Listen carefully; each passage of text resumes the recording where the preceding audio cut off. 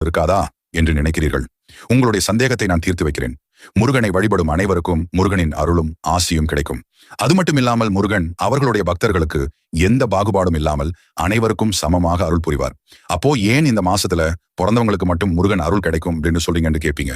இதற்கான காரணத்தை ஆன்மீகத்தில் கூறியுள்ளார்கள். சில கோள்களின் சேர்க்கையினாலும் நட்சத்திரங்களில் ஏற்படக்கூடிய மாற்றங்களாலும் குறிப்பிட்ட மாதங்களில் மட்டும் செவ்வாய் கிரகத்தின் பார்வையும் முருகனின் நேரிடையான தாக்கம் ஏற்படுவதால் அந்த மாதங்களில் குழந்தைகளுக்கு முருகனின் அருள் இயற்கையாகவே கிடைக்கும். இந்த மாதத்தில் பிறக்கும் குழந்தைகள் முருகனின் பக்தர்களாக இல்லை என்றாலும் முருகனின் அருள் கிடைக்கும் என்று ஆன்மீகத்தில் கூறப்படுகிறது. 12 மாதங்களில் ஒன்றான வைகாசி மாதத்தில் பிறக்கக்கூடிய குழந்தைகளுக்கு இயற்கையாகவே முருகனின் அருள் கிடைக்குமாம். இது எதனால் என்றால் முருகன் அவதரித்த மாதம்தான் வைகாசி. இவர் வைகாசி மாதம் விசாகம் நட்சத்திரத்தில் தான் பிறந்திருப்பாரு.